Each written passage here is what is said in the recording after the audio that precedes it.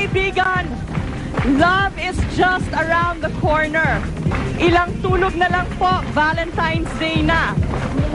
Di ba? Love natin ang Valentine's? Everybody wants to always be in love.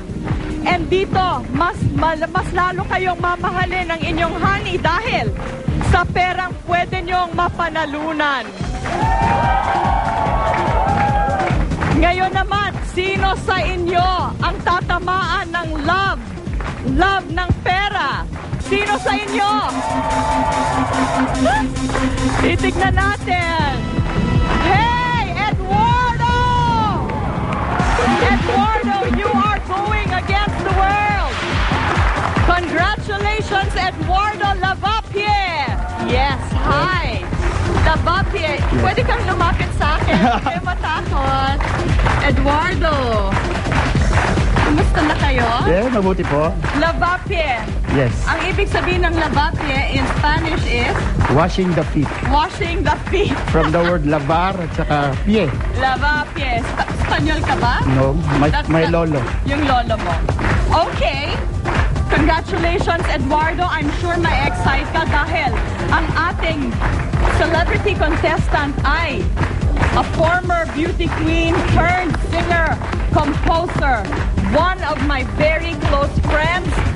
Bata pa kami, nagtrabaho na kami, and she's still very beautiful. Rachel Ann Wolf, you are going against the world. Hi, Rach. Hi, Gretch. Rach. This is Eduardo. Eduardo, eto si Rachel. Hi, nice to meet you, Eduardo. Hello po. Okay, sa round 1, malinaw na kailangan teamwork ito. Yes. Para umakyat kayo sa inyong money ladder. You may now go to your podium. Okay. And we will start with round 1. Sa round 1, it's you and you against the world. Magkakampi ang studio contestant at ang celebrity contestant.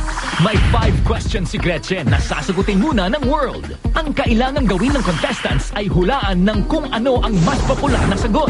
Tuwing tama ang hula nila, 20,000 pesos ang asenso nila sa money ladder. Here's question number 1. Tuwing Valentine's, saan sa tingin mo ang may pinakamaraming tao? Ang audience alam nila. Letter A, Pasay. Letter B, Pasig. Or letter C, Santa Mesa. World, key in your answer now. Tingnan ko. Alam mo, nakakatawa. Habang nagkikiin kayo, world, may mga ngiti kayo. Hindi ako napupunta dyan. Ikaw, Eduardo. Hindi ako napupunta. Saan? Saan ka hindi napupunta? Sa dalawa. Saing dalawa? Ba't alam mo kung hindi ka Kasi nakakapunta? may asawa na siya. May asawa. Wala. Okay, so ano sa tingin mo ang pinakamaraming dinadayo ng tao? I will give you 10 seconds to key in your final answer. Magbanter kayo, Rachel. 7, 6, 5, 4, 3, 2, 1. Anong sagot nyo? Kaya nagkasundo kami. Ikaw. Anong sagot nyo? Siya daw, alam Letter niya B. to eh. Alam mo, Letter pero B. hindi ka nadadayo dyan, Eduardo. Titignan natin. Ang Nadadaanan din. nadadaanan.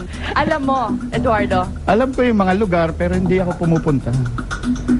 Okay, whatever. Okay, anong answer mo, Eduardo? Sabihin mo, Rachel. Well, we chose letter B.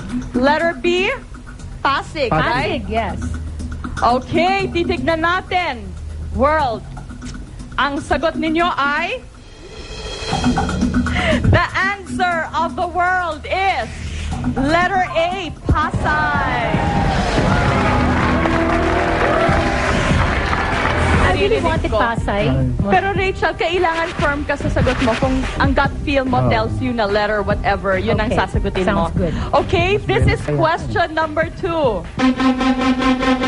Saan karaniwang nahuhuli ang mga sikreto ni Mister? Letter A, sa cellphone. Letter B, sa amoy ng damit. Or letter C, sa mismong mga kumpara niya. World, key in your answer now. Gusto ko yung mga questions ngayon. Very naughty. Ganon talaga pag Valentine, ano?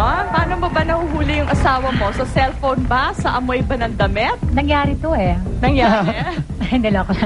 Hindi, no, joke. Ano sa tingin nyo? I think cellphone. Yes. Ikaw, I Eduardo? agree. Yes. Yeah, I agree. Kasi maraming nag-away na dyan sa cellphone na yan. Oo, marami akong narinig na Actually, nag-away sa cellphone. I think kung walang text messaging, baka maaring amoy ng damit. Pero maraming mga text messaging. So, I sa think tingin mo? cellphone, yes. Yes. Ikaw ba, Eduardo, nahuli ka na Ay, hindi. sa cellphone? Binubura Magaling ko ka kasi kagad magtago. eh. Oo. Ine-erase mo.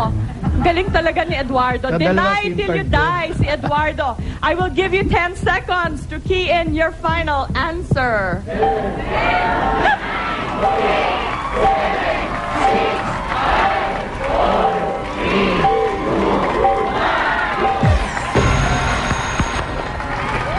Your answer, Rachel and Eduardo?